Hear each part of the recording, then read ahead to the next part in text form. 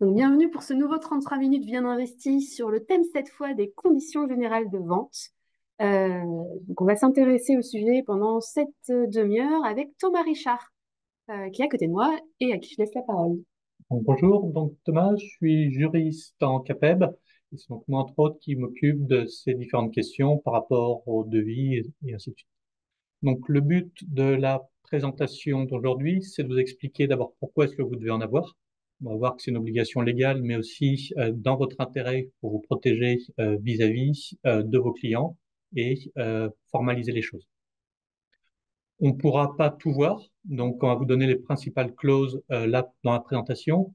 Après, bien sûr, on vous enverra le support pour ceux qui le souhaitent et des conditions générales type qu'on a rédigées. Donc là, il y aura un peu plus de détails sur le sujet. Et si jamais il y a des questions particulières, n'hésitez pas à nous contacter. On sera à disposition pour répondre à vos questions. D'ailleurs, en parlant de questions, je vous invite, si vous en avez pendant la présentation de Thomas, à les mettre dans le chat. Vous avez une fenêtre de chat ou de discussion disponible sur Zoom. Donc, n'hésitez pas à poser vos questions et on se garde un petit temps de questions à la fin de la présentation. Donc, pour commencer, alors quelques rappels importants à avoir à l'esprit, ce qui explique aussi l'importance des conditions générales. D'abord, on part d'un déséquilibre supposé entre vous, professionnels, et vos clients particuliers. Alors, haute précision, les conditions là, ça s'applique à tout ce qui est à marché privé, c'est-à-dire avec des clients particuliers ou professionnels, mais on ne parlera pas du tout de ce qui est marché public. C'est vraiment des règles très spécifiques qu'on n'abordera pas du tout. C'est vraiment dans vos relations. Lorsqu'un client vous demande des travaux, vous lui rédigez un devis. Là, il y a des conditions générales à mettre en place et c'est ce qu'on va voir aujourd'hui. Comme je vous disais, on part d'un supposé déséquilibre entre vous, professionnels. En tant que professionnel, vous êtes le sachant, l'homme de l'art. Donc, on protège le particulier à votre détriment. Ce qui a comme conséquence immédiate que vous devez conseiller et informer vos clients. Non seulement vous devez réaliser les travaux conformément à vos engagements, mais aussi lui proposer des travaux qui correspondent à ses besoins. Donc, un client qui vient vous voir en disant, je vais isoler, je veux un super système de chauffage, sauf que la maison n'est pas du tout isolée. Si vous installez correctement au devis et que ça ne correspond pas et que ce n'est pas les travaux qui sont cohérents, ça peut vous être reproché. Donc, faites attention à ça. Vous devez conseiller et informer vos clients sur la nature des travaux, l'opportunité de les faire. Et autre point important, vous avez une obligation de résultat. Donc, vous devez atteindre et réussir les travaux, peu importe les difficultés. Donc, ce qui veut dire aussi que dans votre devoir de conseil, ben, si les travaux qui vous demandent ne sont pas possibles, vous devez refuser de le faire parce que si jamais vous engagez à le faire, vous devrez aller jusqu'au bout et les réaliser conformément aux règles de l'art. Pour poursuivre sur le devoir de conseil, la conséquence pratique, c'est que vous devez rédiger un devis. Hop, voilà.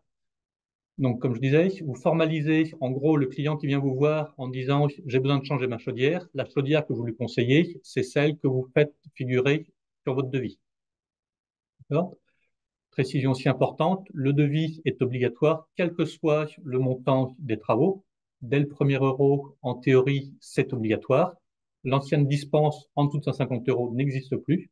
Aujourd'hui, quel que soit le montant des travaux que vous réalisez, que le client vous demande, vous devez faire un devis et ça vaut aussi en dépannage. Alors, c'est pas toujours très simple à faire, surtout sur le petit dépannage. Après, à vous de voir l'opportunité et les risques que vous prenez en ne pas, sans demander de devis.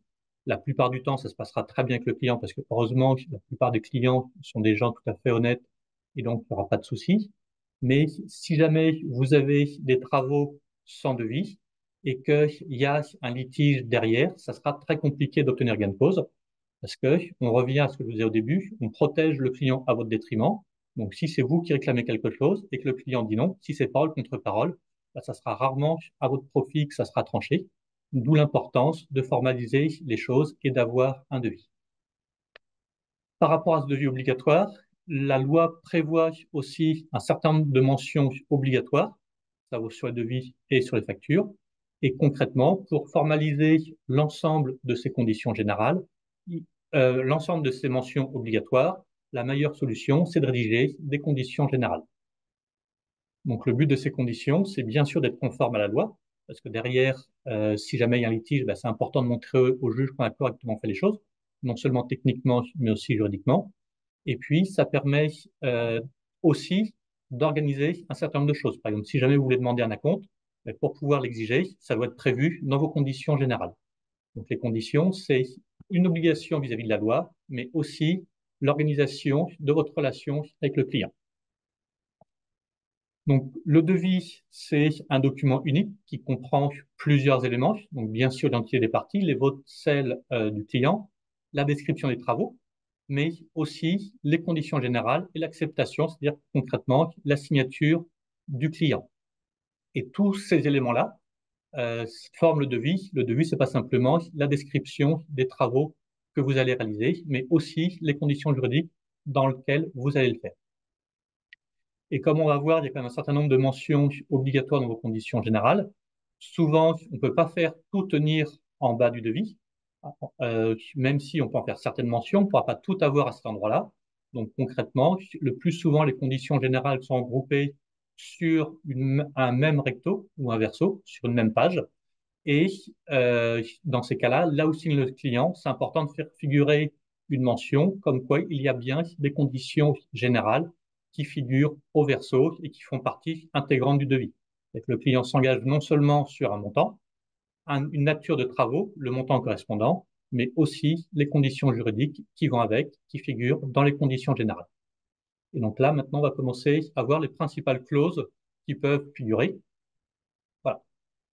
Certaines sont obligatoires, comme je vous disais, et la première clause qui est obligatoire, c'est la durée de validité de votre offre. Concrètement, lorsque vous envoyez un devis à votre client, combien de temps est-ce que vous lui laissez pour l'accepter? Ce n'est pas le délai pour réaliser les travaux, c'est le délai que vous laissez au client pour accepter ou non votre devis. Donc, généralement, on conseille entre 15 jours et 3 mois. Ça dépend un petit peu de la situation. Pour faire simple, sur le second œuvre, on est plutôt sur un mois, sur le gros œuvre, plutôt sur 3 mois. Dans le doute, mettez plutôt un délai court. Ça veut dire que si le délai, tant que le délai n'est pas passé, si le client vous retourne le devis signé, vous êtes immédiatement engagé et vous devrez réaliser les travaux. Alors qu'une fois que le délai est passé, vous êtes libre d'accepter ou non le devis. Voilà, protégez-vous, mettez plutôt un délai court en la matière. Comme ça, si jamais le client ne renvoie pas rapidement le devis, vous n'êtes plus immédiatement engagé et vous pouvez, le cas échéant, lui proposer un nouveau devis si les conditions ne vous conviennent plus. D'accord? Et pareil, on précise que le client doit l'accepter en l'état et que si jamais le client fait des modifications, il supprime des postes, il vous demande une remise, vous êtes en droit de refuser. C'est-à-dire que le client, soit il l'accepte tel quel, soit il doit avoir de nouveau votre accord, c'est-à-dire que c'est une contre-proposition qui vous fait, et à vous de valider ou non. Après, par rapport aux autorisations d'accès, alors ça, c'est pas une clause obligatoire, c'est une clause qu'on conseille vivement, parce qu'on a de plus en plus de litiges sur le sujet.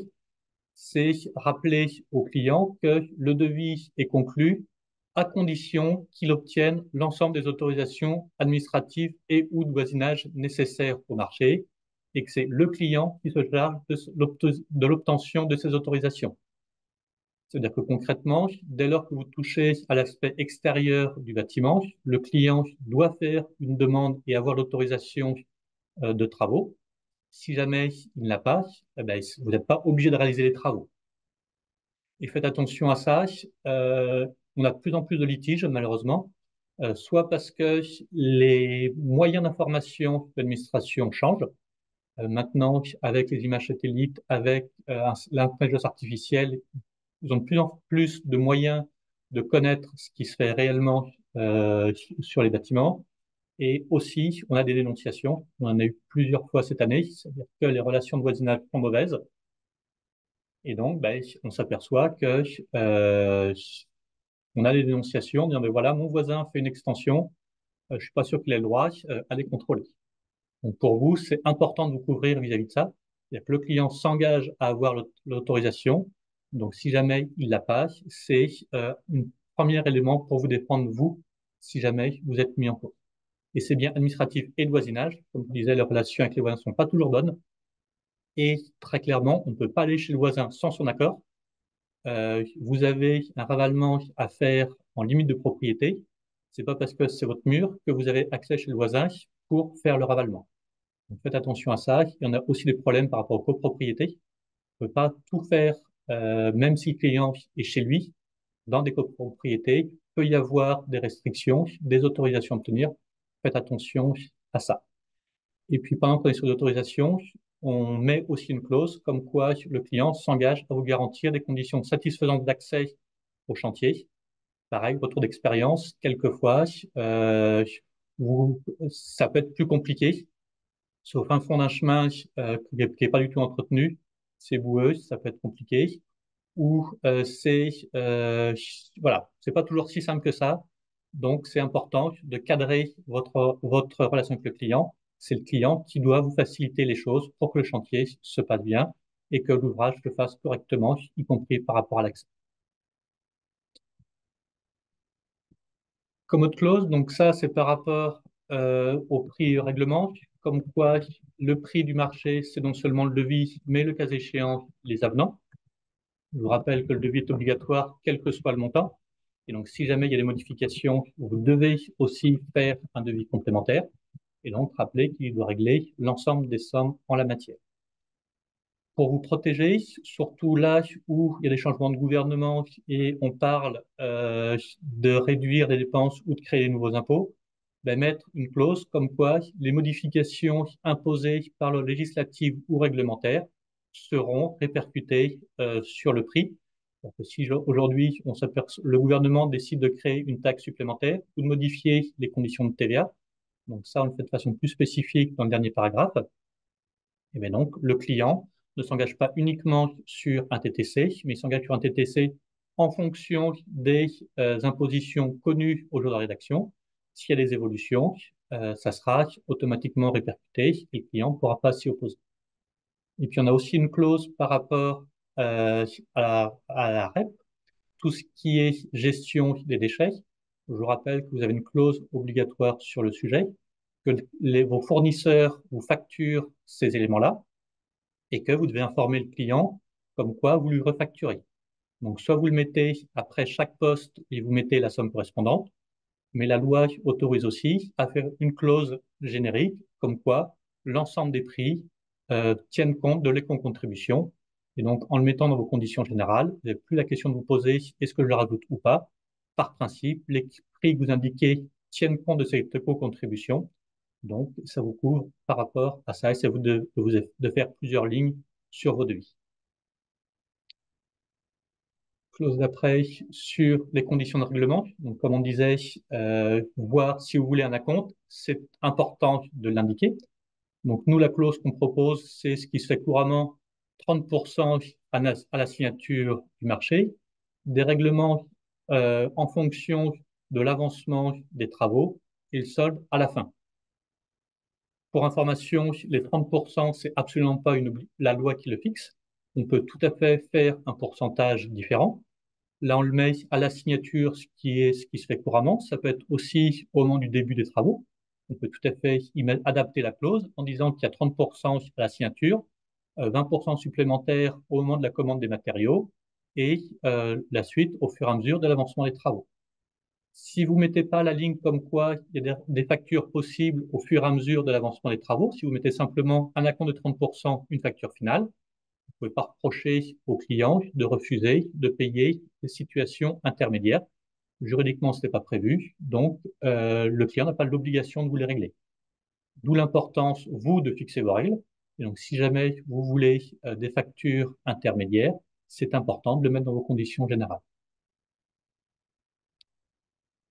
Hop. Une clause est obligatoire sur vos assurances professionnelles. En tant qu'artisan du bâtiment, l'assurance obligatoire, c'est l'assurance décennale. Et donc, vous avez l'obligation sur vos devis et vos factures de mettre la clause telle qu'elle est indiquée, c'est-à-dire indiquer votre compagnie d'assurance, le numéro de la police, les coordonnées de l'assureur, la zone géographique. D'accord? Alors, zone géographique, c'est assez anecdotique. Souvent, c'est la France métropolitaine. Vous allez rarement au-delà de ça. La loi l'impose, donc par principe, mettez-le. Et pour votre information, sachez que normalement, à chaque devis, vous devez aussi joindre une attestation d'assurance. Alors, le fait de mettre cette clause-là, alors que les deux sont obligatoires, la clause plus l'attestation. Donc, déjà, si vous avez la clause, il y a l'attestation ne devient plus secondaire. Mais sachez que si le client vous la demande, vous ne pouvez pas refuser de donner votre attestation. Et petite précision aussi importante, l'attestation, enfin l'assurance est obligatoire, quel que soit votre statut, que vous soyez en entreprise, en société, entreprise individuelle ou micro-entreprise, les règles d'assurance sont exactement les mêmes. Un auto-entrepreneur ou un artisan seul a les mêmes obligations qu'une société en matière d'assurance. Par rapport au délai de paiement, donc on a vu quand est-ce qu'il devait payer, enfin, quelles sont les factures qui seront envoyées. Il y a aussi par rapport au délai de règlement. Alors là, c'est vous qui choisissez quel délai vous laissez au client. Nous, ce qu'on conseille, c'est comptant sans retenue de garantie et sans escompte. Donc, le client, concrètement, doit vous payer la facture au montant tel qu'il est indiqué. Il ne peut pas retenir des sommes, soit parce qu'il est estimé avoir payé rapidement, soit parce qu'il se dit bah, peut-être qu'il y aura des problèmes, donc je garde une retenue de garantie. Pour clarifier les choses, on lui écrit c'est comptant, sans retenue de garantie et sans escompte. Et puis on prévoit aussi une clause que si jamais on lui indique que si jamais il est en retard dans ses délais de paiement, il a des pénalités. Donc si on dit rien, c'est les pénalités au taux légal. Contractuellement, on peut modifier ce taux. Une des clauses courantes, c'est le taux légal plus 7 points. Et autre clause obligatoire, alors là, c'est uniquement si vous travaillez avec des professionnels. Avec un client particulier, cette clause n'a pas figuré, mais même si majoritairement vous êtes avec des particuliers, ça peut vous arriver de temps en temps à avoir cette clause-là. Enfin, avec des particuliers, à des professionnels. Donc, par principe, on conseille de mettre la clause. Au moins, vous couvrez tous les cas et donc vous la prenez telle quelle. Et il y a une indemnité forfaitaire de 40 euros. Alors, j'en profite pour refaire une petite précision. Vos conditions générales, comme son l'indique, elles sont générales. Vous ne les reprenez pas à chaque fois que vous faites un devis. Par principe, c'est les mêmes, quels que soient vos devis. Après, ce n'est pas un document qui est figé. On peut tout à fait le faire évoluer. Vous avez un chantier particulier. Vous pouvez tout à fait adapter spécifiquement vos conditions pour ce chantier-là. Vous avez un client sur lequel vous n'êtes pas trop sûr de sa solvabilité. On peut tout à fait augmenter le montant de la compte où la situation économique change. On a eu le cas il y a quelques mois de ça où les matériaux augmentaient très rapidement. Bah, ça peut valoir le coup de remettre à jour ces conditions et de mettre une clause de révision d'actualisation des prix. Ça, on le verra en option dans les clauses qu'on peut rajouter derrière. Et donc, le but, c'est quand même d'avoir des conditions générales les plus stables possibles. Donc, dans le doute, on vous conseille de mettre aussi cette clause obligatoire uniquement si votre client est un professionnel. Clause qui est aussi obligatoire par rapport à la protection des données, ce qu'on appelle RGPD. Dès lors que vous avez un fichier, c'est-à-dire un nom et un renseignement qui correspondent, en gros, vous avez deux principaux fichiers dans vos entreprises, le fichier client et le fichier salarié. Donc, le client, vous avez son nom et à minima ses coordonnées.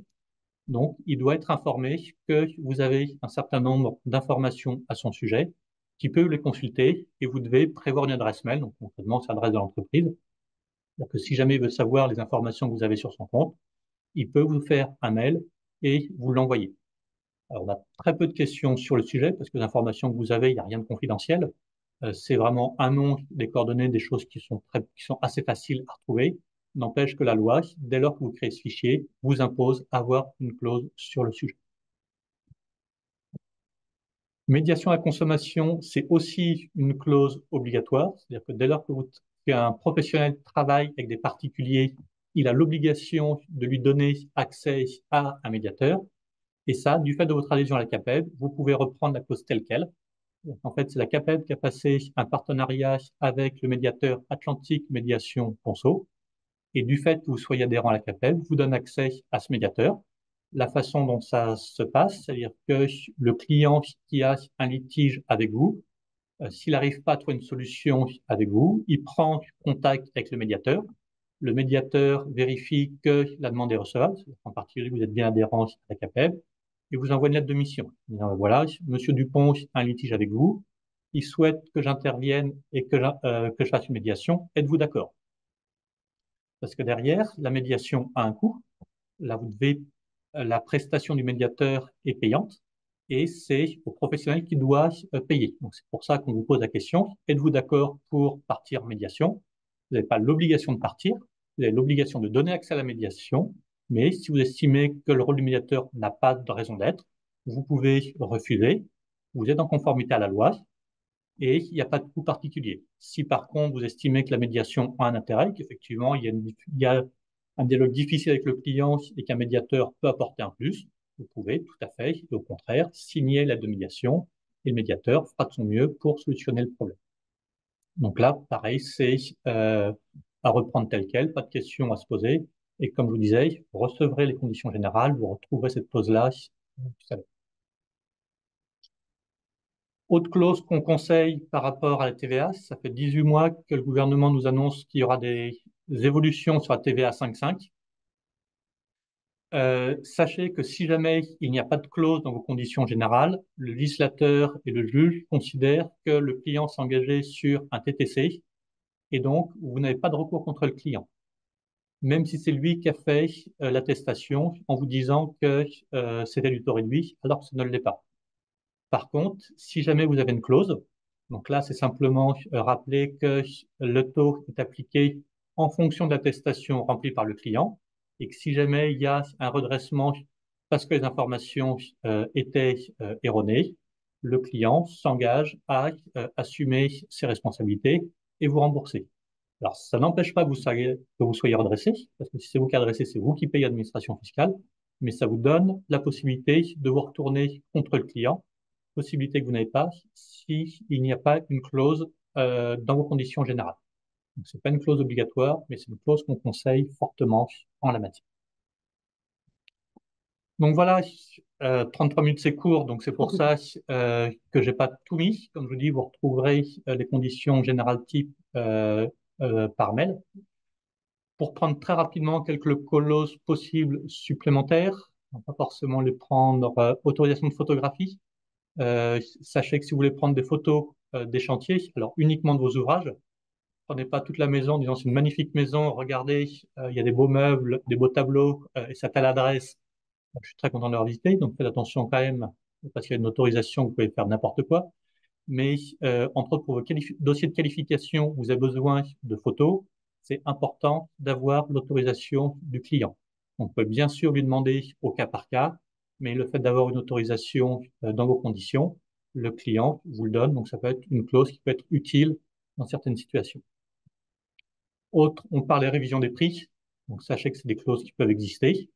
Là, vous nous appelez, on rentre un peu plus dans le détail en la matière. Pour prendre un autre exemple, situation de devis, celle-ci, c'est pas indispensable. Réserve de propriété. Alors ça, je la mets parce que j'ai souvent la question. C'est-à-dire qu'en gros, la question c'est, je peux payer, est-ce que je peux les récupérer, ce que j'ai posé? Juridiquement, la réponse est non. C'est-à-dire que le transfert des propriétés, c'est pas au jour où vous êtes payé, mais au jour où les matériaux sont intégrés au chantier. Vous posez une chaudière, la chaudière est au client dès lors qu'elle est posée, pas au moment où il paye. Donc, on peut mettre une clause changeant cette règle juridique, comme quoi le transfert de propriété se fait bien uniquement au moment du paiement complet des travaux, voire du marché. Par contre, en pratique, c'est assez compliqué à mettre en place parce que ça m'étonnerait que le client vous ouvre en disant, ben voilà, servez-vous, récupérez votre chaudière en la matière. On ne peut pas, un, accéder sans l'accord du client et deux, dégrader le support sur lequel on est installé. Donc, une chaudière, on arrive encore à la démonter si le client nous autorise. On a posé des ardoises ou du carrelage, c'est plus difficile à récupérer.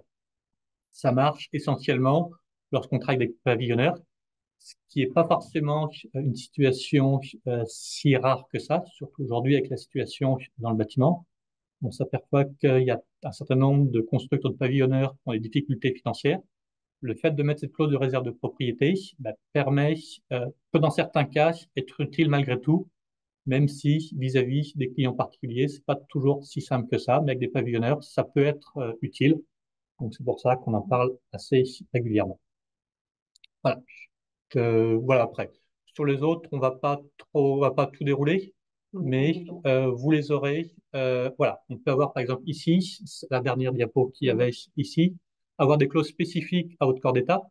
Donc par exemple, vous êtes paysagiste, vous faites des plantations, ben, c'est utile de rappeler au client qui doit les arroser, qu'il est responsable. Voilà ce qu'on dit, c'est que le développement est dépendant des conditions météorologiques, de l'attention du client et que le client qui vous demande des plantations et qui vous rappelle 6 mois après en disant je ne comprends pas, tout est mort alors qu'il n'a rien arrosé, ça vous couvre aussi de dire que c'est à lui de l'arroser. Pareil, vous intervenez, vous faites des travaux publics, il vous demande de creuser un trou pour faire sa piscine, il vous a pas dit que le gaz passait là, ça peut être problématique. Donc on peut effectivement mettre une clause comme quoi le client s'engage à vous communiquer le plan de l'ensemble des réseaux et que si jamais vous tombez sur des réseaux qui ne sont pas répertoriés sur les plans que vous avez donné le client, c'est un premier pas pour dégager votre responsabilité. Donc voilà, c'est vraiment, il y a des clauses qui sont obligatoires sur lesquelles ben, vous n'avez pas le choix, elles doivent figurer, et d'autres qui sont là pour vous protéger vous et cadrer votre relation avec votre client.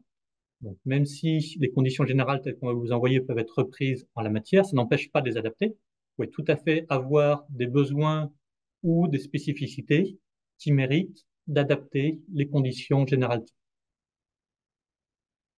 Alors, je Voilà. vais arrêter le partage. On va hop, prendre vos questions. Vous en avez laissé quelques-unes dans le chat. Alors, la première, de plus en plus, les devis sont envoyés par mail. Est-ce que les conditions générales peuvent être dans un document séparé? Alors, là-dessus, ce qu'on disait, c'est qu'il ne doit pas y avoir de doute sur le fait que le client était informé de l'existence et de leur contenu.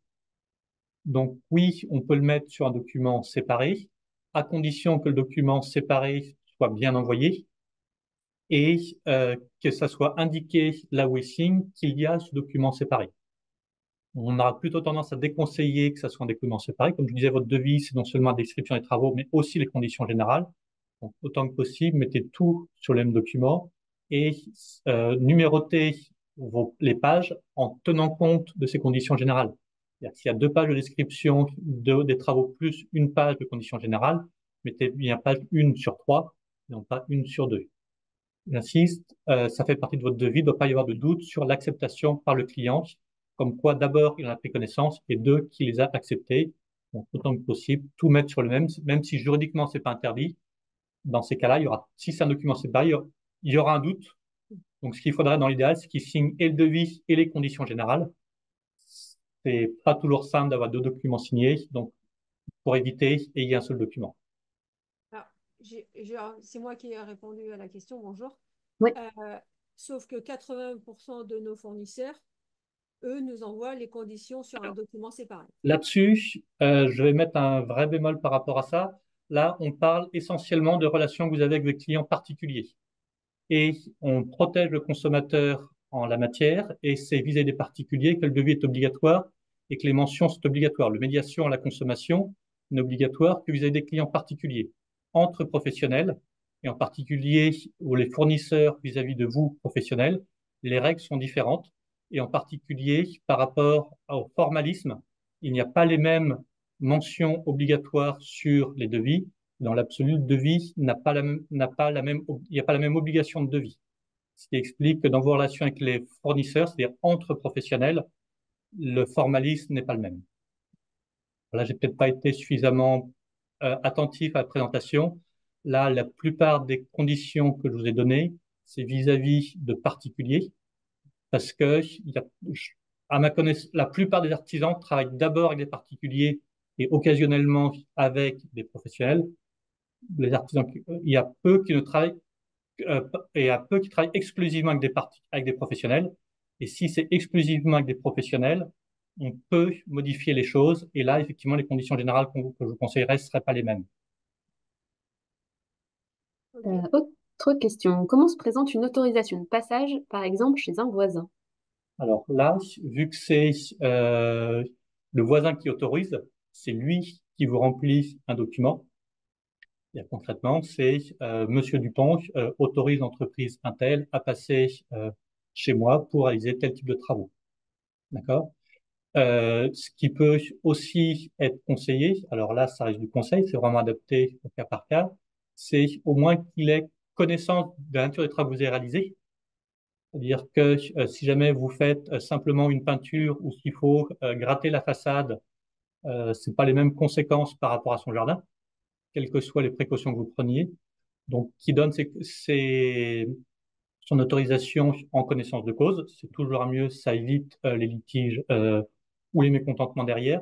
Mais par rapport à la forme, c'est bien le voisin qui autorise, donc lui qui vous fait un document.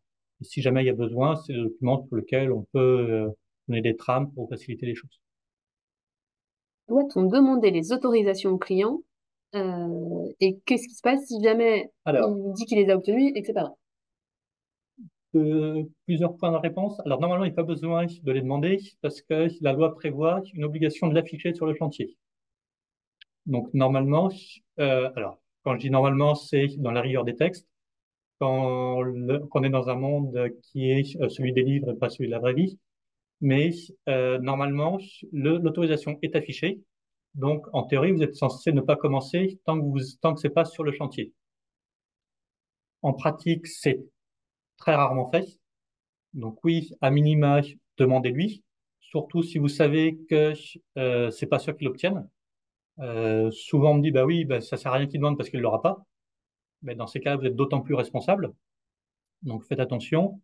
Insistez bien sur dans ces cas-là, c'est important de lui demander.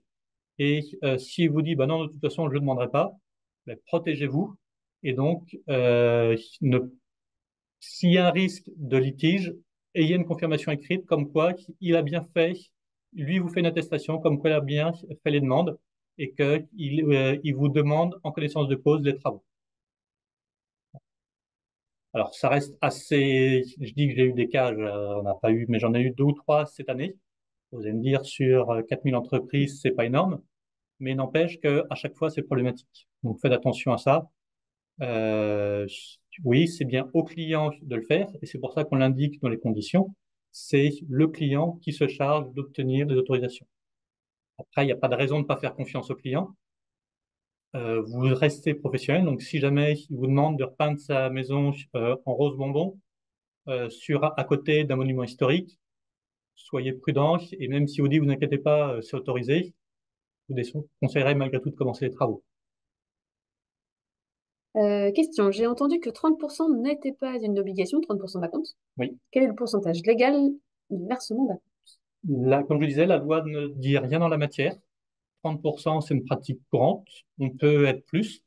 Moi, j'ai eu deux, trois cas où c'était 100% d'acompte à la signature. Alors, on est vraiment sur des cas particuliers. Le dernier cas que j'ai eu, c'est que l'artisan était déjà intervenu une première fois. Il avait eu beaucoup de mal à se faire payer dessus. Et le client a souhaité qu'il revienne pour faire une autre tranche de travaux. L'artisan lui dit, bah, si vous voulez, mais je suis payé avant de commencer. Et vu que le client voulait que ça soit lui, il a obtenu un règlement avant le début de chantier, donc un acompte de 100%.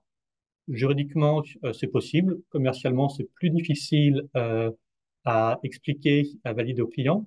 Mais ça peut être aussi le prix, on peut tout à fait prévoir le coût des matériaux au moment de la commande. Vous faites des poses de menuiserie ou la pose d'une chaudière. On peut tout à fait avoir un acompte équivalent au prix de l'équipement. Et ça, commercialement, c'est assez facile à justifier auprès du client. Non, mais moi, vous me demandez de commander, pas de souci. Vous me donnez les fonds nécessaires pour le faire. Et au moins, comme ça, ça réduit fortement les risques financiers en la matière. Mais oui, on paye sur des sommes assez conséquentes, et même dans l'absolu, juridiquement, 100% n'est pas interdit. Alors, je travaille avec un logiciel de devis qui génère un QR code sur le devis pour renvoyer vers les documents type attestation d'assurance. Est-ce que c'est suffisant? Alors, c'est une question que j'ai. Alors, j'aurais tendance à dire oui. Si les documents sont bien disponibles en fonction du QR code, au moins par rapport à l'attestation d'assurance. Comme je vous disais, l'obligation, c'est de la communiquer, mais il n'y a pas de forme à la matière. Donc, si jamais on y a accès par un QR code, pas de souci. Je ne serais pas aussi catégorique par rapport aux conditions générales. parce que les conditions générales, c'est vraiment un élément du devis. C'est pas un document en plus du devis, ça fait partie intégrante du devis. Donc, mettre les conditions générales en lien sur un QR code, pour moi, c'est pas suffisant. Qu'elles soient disponibles sur votre site Internet est une obligation, mais ça ne remplace pas le fait qu'elles soient intégrées à votre devis. Un document annexe qui soit l'attestation d'assurance, éventuellement l'attestation de TVA, pourquoi pas, mais vos conditions générales, c'est une partie intégrante du devis, donc l'intégrer physiquement à celui-ci, ou au moins que vous puissiez justifier qu'il a bien accepté, et pas simplement donner un lien pour qu'il puisse éventuellement y aller. Bonjour, ouais, c'est moi qui ai posé la question. Du coup, en fait, pour citer le logiciel, c'est OBAT et non, les conditions générales de vente sont automatiquement appliquées à la fin du devis. Donc, c'est sur un même document, c'est vraiment pour les Voilà. attestations d'assurance. Donc, pas d'attestation d'assurance, pas de souci. Comme je vous dis, il n'y a pas de forme obligatoire, c'est une communication. Donc, si on leur communique par un QR code, pour moi, il n'y a aucun souci. Ok. Mais j'ai pas encore eu la question, donc j'ai pas de retour d'expérience en la matière, mais je vois pas comment est-ce qu'on pourrait vous le refuser. Je prends les questions dans l'ordre, hein. J'ai vu que vous aviez déposé une deuxième question. Comment faire si le client n'est pas solvable pour régler la facture finale? C'est pas de solution miracle. Si vous avez fait les travaux, que la somme vous est due, on peut avoir une belle décision de justice en disant, mais Monsieur Dupont, on vous doit 10 000 euros. Si 10 000 euros n'existent pas, j'ai pas de solution miracle pour les obtenir. D'où, alors, peut y avoir des garanties qui sont prises. Donc, d'abord, par rapport à la compte, qui peut réduire. Et puis après, il y a d'autres garanties juridiques qui existent. La meilleure étant que le client vous donne une caution bancaire. Et donc là, si le client ne paie pas, c'est la banque qui paye à sa place. Après, s'il n'est pas solvable, ça m'étonnerait qu'il trouve une banque qui soit d'accord de payer à sa place. Donc, si vous savez que le client n'est pas solvable, mon meilleur conseil, c'est de ne pas y aller. La CAPEB dispose-t-elle d'associations de médiateurs? Oui, donc le médiateur, alors c'est pas l'ACAPEB qui fait la médiation.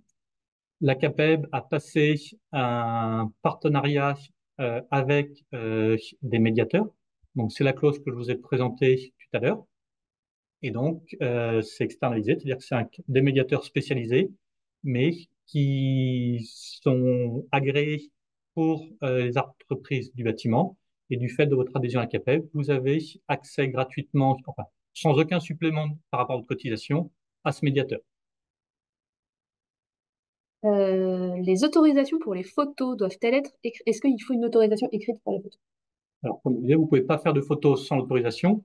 Ça peut être intégré à vos conditions générales, c'est-à-dire que si le client signe vos conditions générales sur lesquelles vous avez cette autorisation, il vous donne l'autorisation. Donc derrière, il ne peut pas vous reprocher d'avoir respecté ce qui était prévu aux conditions générales. Après, sur des cas un petit peu particuliers, vous savez que le client n'est pas force. Voilà. Donc, ça n'empêche pas de demander sur des cas spécifiques une autorisation séparée, mais le fait de l'avoir sur vos conditions générales est suffisant. Il y a quelqu'un qui me parle d'une clause sur les réclamations et leurs modalités. C'est possible d'ajouter une clause sur les réclamations? Alors, oui, on peut mettre une clause sur la réclamation. Après, on peut pas mettre une clause comme quoi on interdit les réclamations. D'accord. Donc, on peut dire que oui, le client s'engage à prendre contact avec l'entreprise le cas échéant, mais je suis pas convaincu de l'utilité pratique, enfin de l'efficacité de ce genre de clause, parce que dès le début, on part sur un désaccord. Donc, avoir dit, ben oui, mais c'était prévu aux conditions générales, vous n'avez pas respecté vos engagements. Le client qui part en litige estime que vous ne l'avez pas fait. Donc, j'ai peur que ça soit pas très efficace en pratique. C'est pas interdit. Alors, c'est possible, pareil, entre professionnels. Entre professionnels, il y a des possibilités en la matière. Mais par exemple, des clauses d'attribution de compétences en disant, ben, c'est uniquement le tribunal de Nantes qui sera compétent, pas entre particuliers, pas avec des clients particuliers, ça marche pas. Là, c'est les règles de droit commun qui s'appliquent et on peut pas le faire. C'est considéré comme des clauses abusives. Donc, même si elles figurent, ça n'a pas de valeur juridique. Donc, ça me paraît très compliqué de rédiger une clause sur le sujet et encore plus d'avoir une clause efficace. Donc, ouais, en pratique, je vois pas comment est-ce qu'on y arrivera. Est-ce qu'un particulier qui passe par un maître d'œuvre ou un architecte est considéré comme un pro? Non, ça reste un particulier. Alors, là-dessus, je vais un petit peu nuancer. Tout dépend qui vous signe votre devis. C'est-à-dire que si jamais le client passe un marché avec le maître d'œuvre, c'est le maître d'œuvre derrière qui charge de trouver les artisans, de valider leur devis, là, la relation, c'est entre vous et le maître d'œuvre. Donc là, c'est le maître d'œuvre est professionnel, donc l'arrêt, c'est plus la même chose. Mais si le maître d'œuvre est là en accompagnement et que c'est bien le client particulier qui signe votre devis, on est bien sur une relation professionnelle particulier, parce que le client, même s'il s'est accompagné, reste juridiquement un particulier. La date de début ainsi que la durée approximative des travaux est une obligation, mais quelle est la marge de manœuvre? Donner une date de début sur un devis est quand même un peu compliqué. Oui, alors là-dessus, oui, c'est une obligation légale. Donc, pour rappel, vous devez indiquer quand est-ce que le chantier sera réalisé. Et si jamais vous ne mettez rien, la loi précise qu'à défaut de précision, c'est 30 jours. Donc, dans le bâtiment, il y a très peu de chances que vous arriviez à tenir ce délai de 30 jours, sauf en dépannage. Il n'y a pas de délai maximum. Je vais vous dire, c'est un petit peu comme chez le médecin. Vous allez prendre rendez-vous chez le généraliste, vous espérez l'avoir dans la semaine. Vous prenez rendez-vous chez l'ophtalmo. Au bout de si vous l'avez dans les 6 mois, vous êtes plutôt content. Donc, le tout, c'est que vous donniez des délais cohérents. Donc, si jamais vous avez un carnet de commandes qui est chargé à 12 mois, que vous donniez 14 mois de réalisation de travaux, est cohérent. Si par contre vous êtes en dépannage et que vous dites, bah, je m'engage à venir dans les 6 mois qui viennent, là par contre, ça ne sera pas considéré comme cohérent. Il n'y a pas de règle en la matière. À vous de donner des délais et de pouvoir les justifier. Et quoi qu'il en soit, mieux vaut donner des délais longs que vous tenez réellement plutôt que de faire plaisir aux clients et de ne pas respecter vos délais. C'est source de conflits derrière. D'expérience, faites attention à ça. Les clients sont assez compréhensifs. Si vous leur dites c'est dans 6 mois et le jour dit vous sonnez à la porte, il n'y a aucun souci. Si vous leur dites c'est dans 3 mois et puis la veille vous dites en fait je ne serai pas là demain, je reporte d'une semaine et puis vous repartez une deuxième fois, ça va être compliqué de gérer la suite du chantier. Mais nous, on a tendance à conseiller, voilà, 8, en gros, 6, 8 mois, en fonction de votre carnet de commande. Ça, pourquoi pas? Donc, c'est à peu près ce qu'on conseille. Merci pour vos questions, on a fait le tour. N'hésitez pas s'il vous en reste à rappeler la CAPEB. Vous rappelez la CAPEB et puis ce sera Thomas qui vous répondra d'ailleurs. Ouais. C'est ça. On va vous envoyer le support présenté, le replay qu'on vient de tourner, et puis les modèles de conditions générales de vente dont vous a parlé Thomas.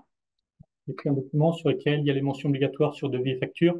Ça permet de comparer entre voilà ce qui est dans la condition générale, voilà ce que je peux modifier, voilà ce que j'ai l'obligation de garder. Et moi, pour la partie 33 minutes, je vous donne rendez-vous en novembre pour un 33 minutes sur la paye, sur le bulletin de paye. Voilà, je vous en dis pas plus. Et puis, je vous souhaite à tous une bonne journée. Merci d'avoir été avec nous.